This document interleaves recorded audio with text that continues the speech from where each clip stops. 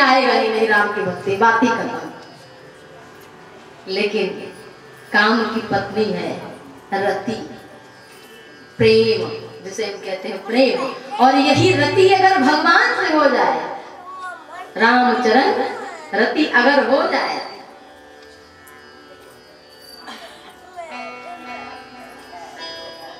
त्रिजटा नाम राक्षसी एका रामचरण रति, तो एक राक्षसी होकर के रति कहाँ कर रही है भगवान के चरण कमल में। तो इस रति को क्यों आप बुरा मानते हैं? पत्नी है तो उसको सीता मानो, पति है उसको राम मान लो, भाई है तो उसको भरत मान लो। तो बताओ कहाँ दुख है, कहाँ आसक्ति, कहाँ माया है? ये हमारे भाव ही तो हमको दुखी करे साहब, भाव ही अच्छे बना दे। और जब इस तरह से काम की पत्नी रति ने जब सुना तो दौड़ करके आई, और भगवान शंकर तो आशुतोष है। गोस्वामी तुलसीदास जी पावन पंक्ति लिखते हैं, जब जदवंश कृष्ण अवतारा होई है हरण महामहि भारा, जब जदवंश कृष्ण अवतारा होई है हरण महामहि भारा।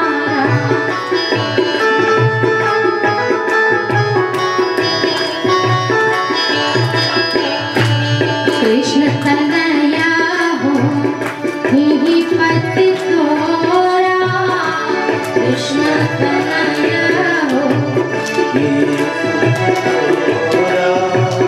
बचन अन्यथा होई न मोरा, बचन अन्यथा होई न मोरा। रति गवनी सुनी शंकर वाणी, रति गवनी सुनी अपर कथा कहम बखानी,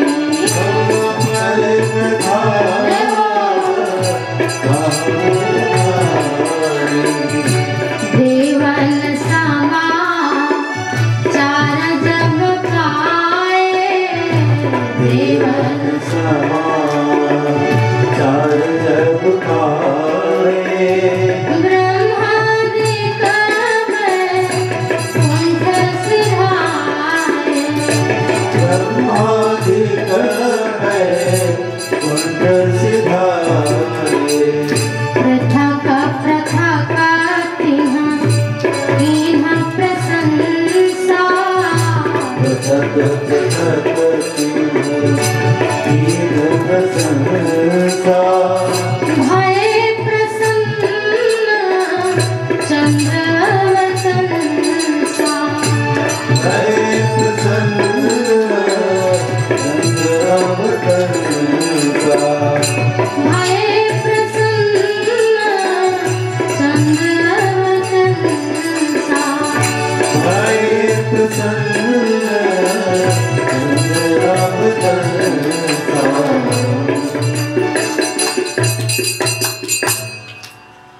भगवान शंकर के पास ये जानकर हमारा पति नहीं रहा, काम की पत्नी रोती हुई दौड़कर भगवान आशुतोष की शरण में आई, और भोलेनाथ दयावान है, शीघ्र करुणा करने वाले हैं।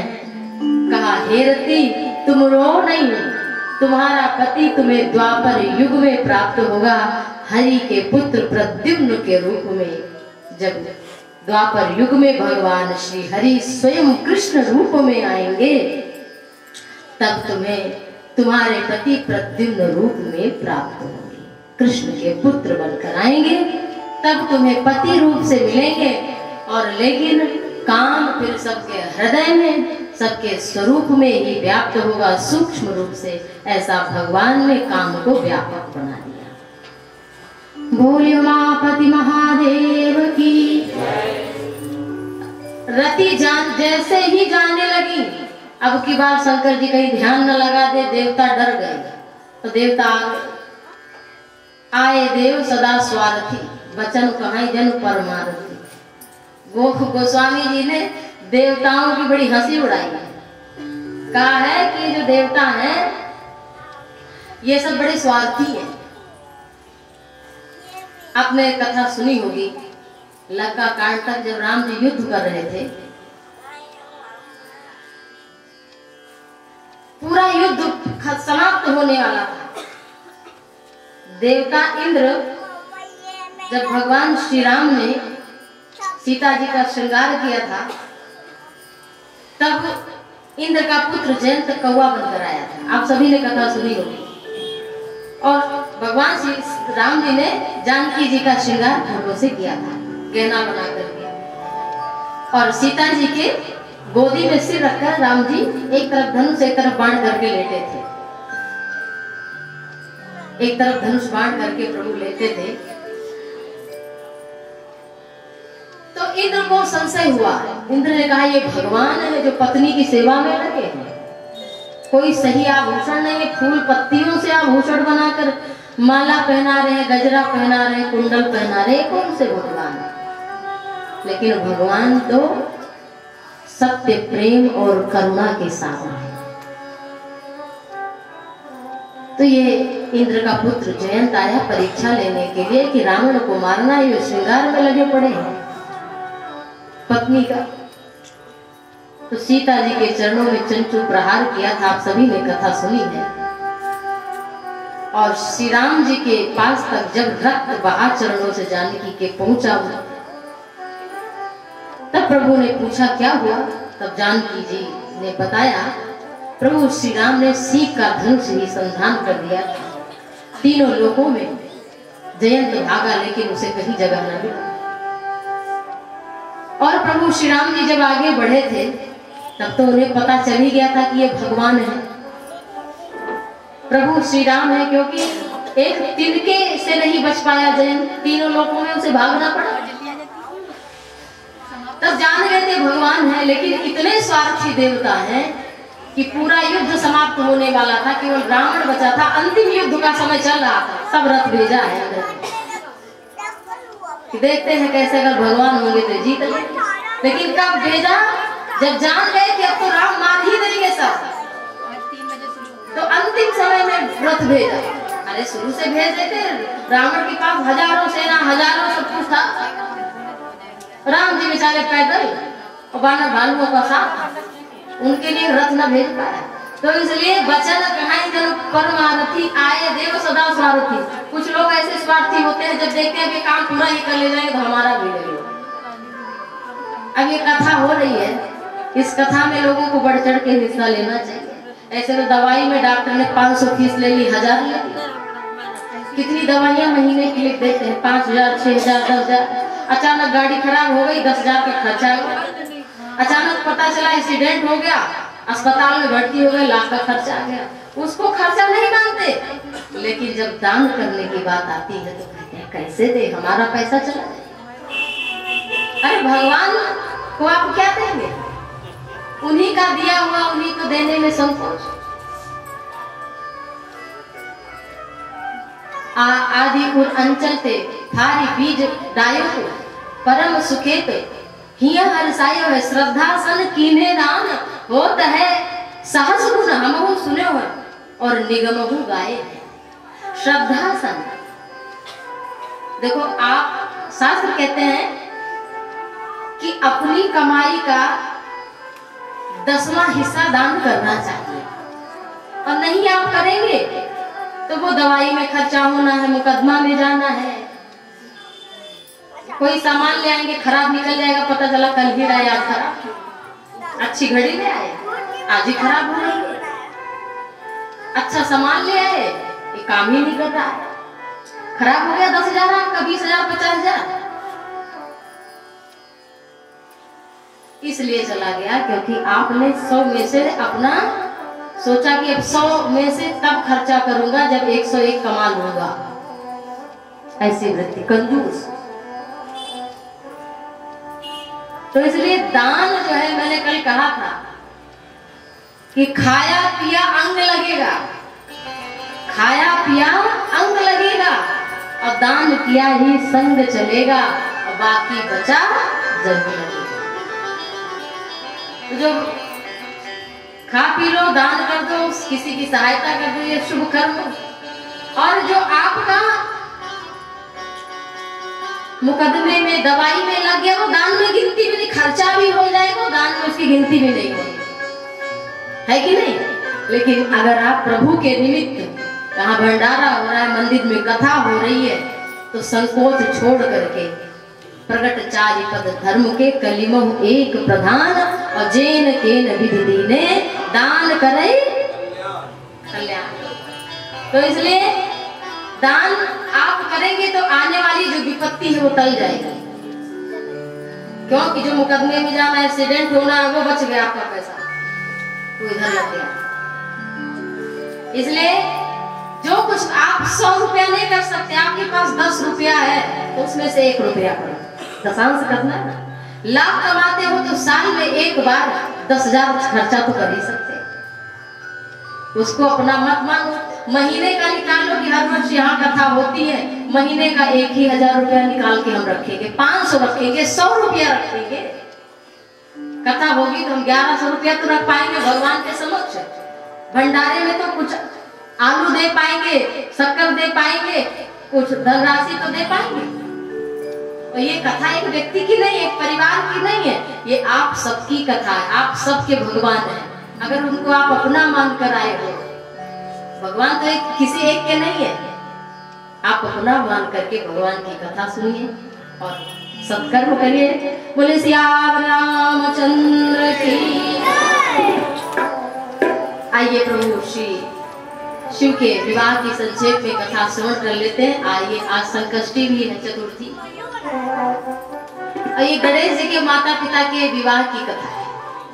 तो भाई उनके माता पिता, अगर आप कहीं जाएं, आपके माता पिता की बड़ी तारीफ हो तो आप खुश होंगे कि नहीं कि हमारे पिता, वाह भाई हमारे पिता की तारीफ, अरे आपके पिता बड़े महान थे रे, ऐसा ऐसा उन्होंने किया, तो हमारा हृदय गदगद हो जाएगा। तो आज गणेश जी तो प्रसन्न ही होंगे और गणेश जी के चरण कमल में प्रार्थना है कि आप सभी के संकट हरें और आप सभी का मंगल करें।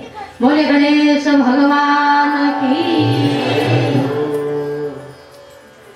अब भैया भगवान शंकर का विवाह होना है, देवताओं से भी हाँ बोल दिया शंकर जी ने, लेकिन लगी सवारन सकल सुर, वाहन विविध विमान, अहो ही सगुन मंगल सुभद, करही अप्सरा गान। शंकर जी का ब्याह होना, वो ध्यान से सुनो। विवाह किसका होना है? शंकर जी का। और श्रृंगार कौन कर रहे हैं? देवता। आजकल तो दुल्हन ही नहीं सजती, दूल्हा भी सजने लगे। श्रृंगार तो नारी के लिए था, लेकिन पार्लर जितना नारियां नहीं जा रही, उससे ज्यादा पुरुष। विवाह में पहले से तैयारी, अब पता चला, देखो यही हम सब की हाल है, घर में या परिवार में, रिश्तेदार में, मित्र के यहाँ कहीं विवाह हो तो हम लोग बड़ी तैयारी से जाते हैं। और यहाँ शंकर जी का विवाह है, जैसे का तैसे बैठे, कोई कुछ नहीं। और तैयार कौन हो रहा है? देवता। विवाह है शंकर जी का। तो गण बोले कि भोलेनाथ, दूल्हा सबसे बढ़िया बन के जाता है विवाह में, और आप ऐसे हैं कि देवता बढ़िया बढ़िया विमान सजा रहे, अपनी गाड़ी बढ़िया धो रहे, पोछ रहे।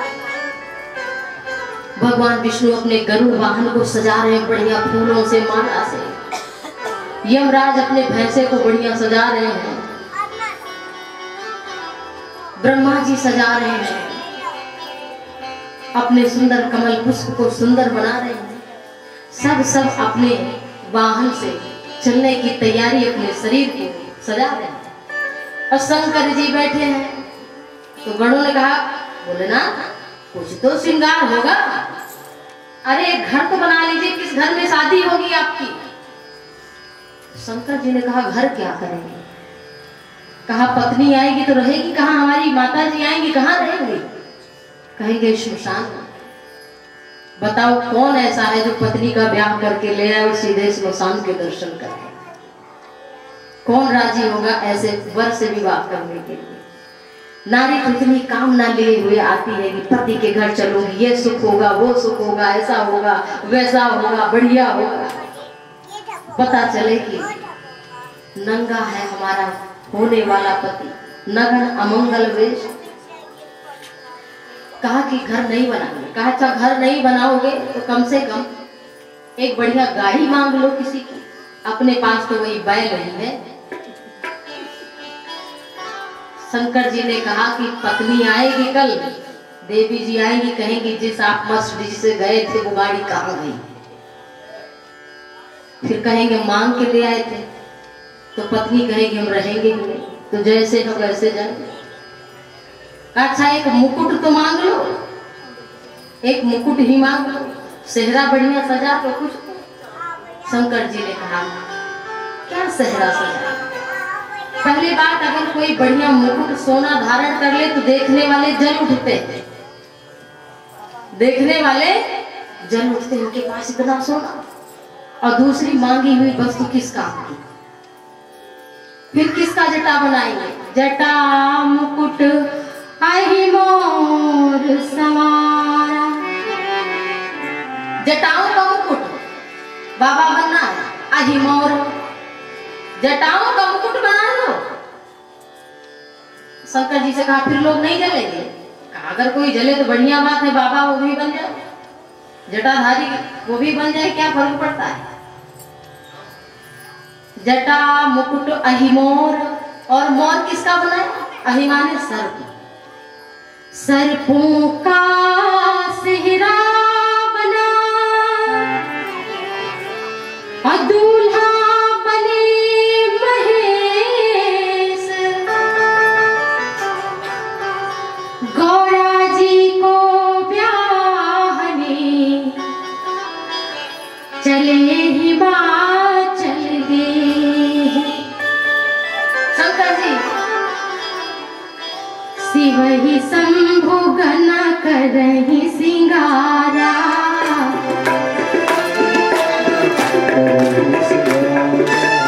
जटा मुकुट अहि मोर सवारा।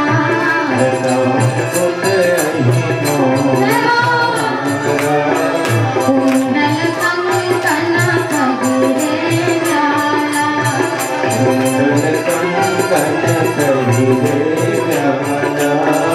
तन विभूति पटके हरि छाला।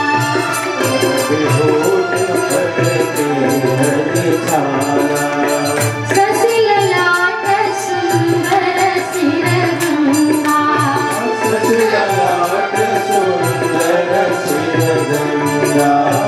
नयन तीनी उपगीत भुजंगा।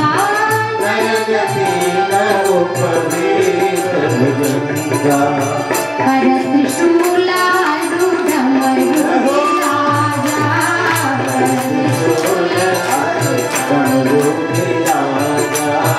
चले बसाहा चढ़ी वाहन बाजा।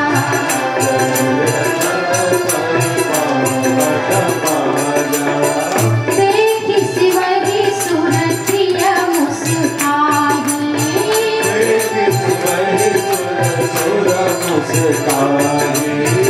बरलायक दुल्हनी जगनाई।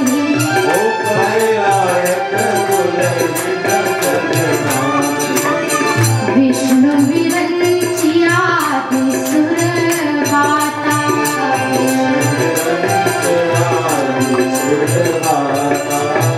चढ़ी चढ़ी वाहन चले बराता।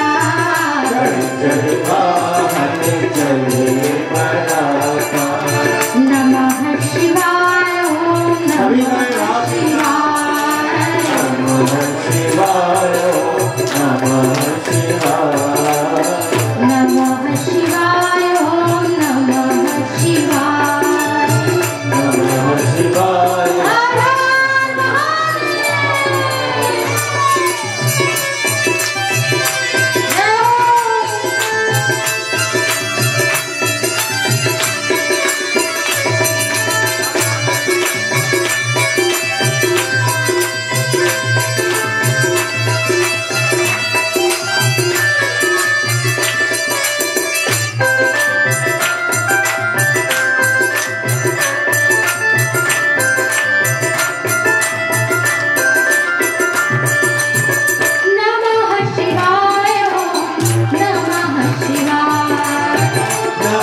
शिवाय ओम नमः शिवाय नमः शिवाय ओम नमः शिवाय नमः शिवाय ओम नमः शिवाय हर हर भोले जय हो नमः शिवाय हर हर भोले बोले बाबा महादेव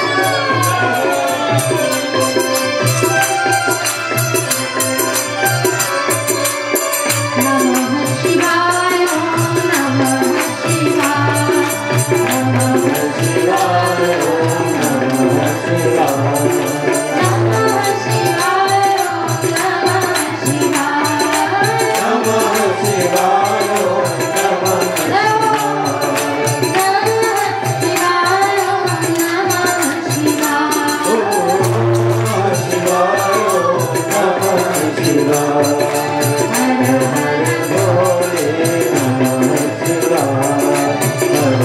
भोले नमः शिवाय हर हर भोले नमः शिवाय बोले उमापति महादेव की जय भगवान शंकर दूल्हा बन रहे जटा मुकुट वही मोर समारा सर्पों का मोर बना दिया गया और जटाओं का मुकुट बन गया। कहा कि भोलेनाथ लोग पाउडर वाउडर लगा के जाते हैं शादी में थोड़ा मेकअप करके। भगवान शंकर ने कहा कि वही श्मशान की विभूति वही ले। कहा क्यों? भगवान शंकर ने कहा एक बार की बात है, एक आदमी मर गया। एक आदमी मर गया, मरना सभी को। तो एक आदमी जब मर गया तो भगवान शंकर ने देखा कि उसके पीछे पीछे सब राम नाम यही कहते सब चले जा रहे थे। तो शंकर जी को तो राम नाम से प्रिय और कुछ है ही नहीं। शंकर जी उस मरे हुए आदमी के पीछे पीछे चलने लगे सबके साथ अदृश्य भाव से।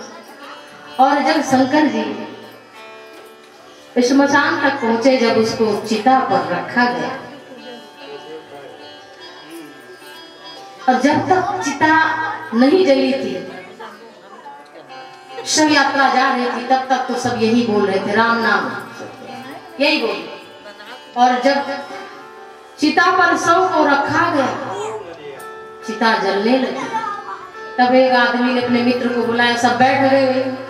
या हाँ क्या इसको आज ही मरना था, आज हमको जाना था, तो आज संडे है, एक ही छुट्टी मिलती है, वो भी इसमें मर गए। अभी तक राम नाम सत्य है सब कह रहे थे, लेकिन वो जलने लगा, वही सब विस्मृत, वही सब संसार की चर्चा। फिर एक ने कहा जाने दो, तुम्हें तो आज की बात पड़ी है, संडे को मर गया। अरे हम तो आज बच्चों को पिकनिक पे ले जाने वाले थे, संडे का दिन था, सोचा था बच्चों को घुमाने आएंगे, कहीं पार्क ले जाएंगे, बगीचे में, और आज ही इसको मरना था। भगवान शंकर ने देखा कि अभी तो राम नाम सत्य था, अब ये क्या हो गया। भगवान शिव ने देखा ये सब दल बदलू, कभी कुछ और कभी कुछ और, सत्य तो यही है जो जल रहा है। और जब जल गया देखा, तब तक वो जल चुका था, राख बन चुकी थी। शंकर जी ने उठाया और अपने शरीर पर विभूति लगाया कि धन्य है ये सब जिसके कारण राम नाम का प्रचार है। इसलिए शंकर ने कहा कि तन विभूति, विभूति विवाह करने वाले को इतना ज्ञान हो जाए तो सोचो वो संसार में बसेगा कि फंसेगा। केवल बसेगा, फंसेगा नहीं। विवाह होगा लेकिन बसेगा तो उसका परिवार होगा, पति पत्नी सारे संबंध, लेकिन वो केवल बसेगा, फंसेगा नहीं उसमें। तो बसना है तो शंकर जी के विवाह की कथा सुनो, और फंसना है तो फिर संसार का विवाह देखो। हम तो एक जगह गए थे विवाह में, सत्य घटना आपको बता रहे हैं। ये मैं 10 वर्ष पहले की बात बता रही हूँ। मैं एक विवाह में गई थी बहराइच में, तो वहां जब विवाह होने लगा तो सब मान सज धज कर, एकदम बड़े परिवार की शादी थी। मतलब बड़े परिवार का मतलब जिसके पास ज्यादा धन है, वही बड़ा परिवार लोग मानते हैं। ऐसा नहीं है, लेकिन कहने के लिए यही लोग कहते हैं। बढ़िया दूल्हा सज के आया, दुल्हन आई, सब तो नाचे जा रहे थे, गाए जा रहे थे, बैंड बाजा बज रहा था, लेकिन हमारे नेत्रों से अश्रु बहने लगे। हमें लगा कि जब इस विवाह में इतनी खुशी दिख रही है, तो जब हमारे प्रभु का विवाह हुआ होगा तो कितनी खुशी हुई होगी, कैसा आनंद हुआ होगा। तो नेत्र सजल हो गए। और हमारे गुरुदेव थे तब, वो भी मेरे साथ गए थे। बोले क्या कोई परेशानी आपको? हमने कहा नहीं गुरुजी, नहीं महाराज जी, ऐसा नहीं। वो द्रवीभूत हो गए और बोले कि ये तो भक्ति का लक्षण है। मम गुण गावत पुलक शरीरा, गदगद गिरा नयन बहन। अगर आपके रोम कथा सुनकर कभी कटहल जैसे खड़े हो जाए ना, रोम नेत्र गदगद हो जाए, और कभी कंठ गदगद हो जाए, नेत्र सजल हो जाए, तो समझ लेना भगवान ने आपको अपना मान लिया है। और इतना जब तक ना प्रकट हो तब तक उनका नाम जपते रहो, उनकी कथा सुनते रहो, निष्काम भाव से कर्म करते रहो। भगवान शंकर कुंडल कंकन पहने व्याला, तन विभूति पट के हरि छाला। और छाल किसकी पहने हैं? सिंह की, शेर की। और शेर जब जीवित रहता है तो क्या करता है? दहाड़ता है तो पूरा जंगल कांप जाता है। लेकिन आज देखो, समय समय पर होता है समय समय की बात, और किसी समय का दिन बड़ा, किसी समय की समय समय पर होता है समय समय की बात। और राम जन्म का दिन बड़ा और कृष्ण जन्म की बात, तो समय समय की बात है कि शेर को भी नीचे, जहाँ बड़े बड़े पशु हाथी भी सामने ना पाया, शशि ललाट सुंदर सिर गंगा, सिर पर भोलेनाथ के माँ गंगा प्रवाहित हो रही है, जो 100 योजन से भी गंगे गंगे तियो ब्रूयात योजना नाम सतैरपि मुच्यते सर्व पापेभ्यो विश्वलोकम सगच्छति। 100 योजन से भी कोई गंगा पुकार ले तो इसके पाप नष्ट हो जाते हैं और वो भगवान श्री हरि के धाम जाने का भिखारी बन जाता है। बोलिए गंगा मैया की। शशि ललाट सुंदर सिर गंगा, नयन तीन उपवीत भुजंग, 3 नेत्र है। जैसे अभी हमने कहा कि कौन कौन से, दाया नेत्र सूर्य और बाया चंद्र, और बीच का जो नेत्र है वो अग्नि का, शिव का वो तीसरा नेत्र है। तो इस तरह से 3 नेत्र। और इसकी अगर हमें विस्तार में नहीं जानना कि अग्नि स्वरूप क्यों है और चंद्र स्वरूप क्यों, के लिए बहुत विस्तार की कथा हो जाएगी, इसलिए संक्षेप में। और नयन 3 उपवीत भुजंगा, उपवीत क्या है? जनेऊ भुजंग, सर्प, गले में भी सर्प है, भुजंग भी उपवीत भी है, और सिर पर भी। शंकर जी के पूरे स्वरूप में सर्प ही सर्प, सांप को काल का प्रतीक माना जाता है।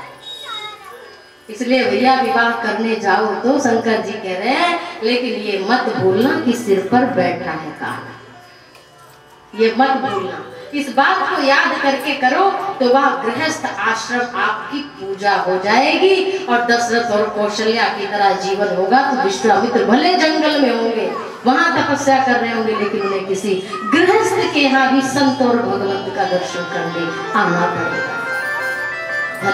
गृहस्थ आश्रम धन्य है। और भगवान शंकर के हाथ में त्रिशूल है, दैहिक दैविक भौतिक, यही 3 शूल है। और जो संतत जपत शंभु अविनाशी, शिव भगवान ज्ञान विकासी। तो ये यही दैहिक दैविक भौतिक ताप को अपने वश में, हम सभी इनके वश में हैं, और शिव वो है जिसने इसको अपने वश में कर लिया। भगवान शंकर के हाथ में डमरू नाद स्वरूप ओंकार स्वरूप विराजमान है, प्रभु के नाम के स्वरूप में। और इस तरह से सुंदर विवाह की तैयारी बरात की होने लगी। अब भगवान शंकर को बैल पर बैठाया भी जा रहा है, तो सीधे नहीं बैठ रहे शंकर जी, उल्टे बैठ रहे विवाह में। तो गण ने कहा कि वर लायक दुल्हन जगना, ऐसे दूल्हा के लिए जगत में कहाँ दुल्हन होगी? वर लायक दुल्हन जगना। अरे इतना जो बनाया विकट स्वरूप बनाया ही, और अब बैठना भी है तो उल्टे बैठ रहे हैं, कम सीधे तो बैठ जाओ। तो शंकर जी ने कहा, विष्णु विरंच आदि सुर भ्राता, चढ़ी चढ़ी वाहन चले बराता। भगवान शंकर देख रहे हैं कि पीछे बारात आ रही है और उसमें भगवान नारायण है। तो कह रहे हैं, धर्म श्रीमद् भागवत में बताया गया है कि बैल जो है धर्म का स्वरूप है, और धर्म पर मैं बैठा हूँ और भगवान मेरे पीछे हो, पीठ हो, ये श्रेष्ठ नहीं है। नारायण का दर्शन करते हुए हमें अपने विवाह की ओर चलना है, धर्म पर आरूढ़ होकर के।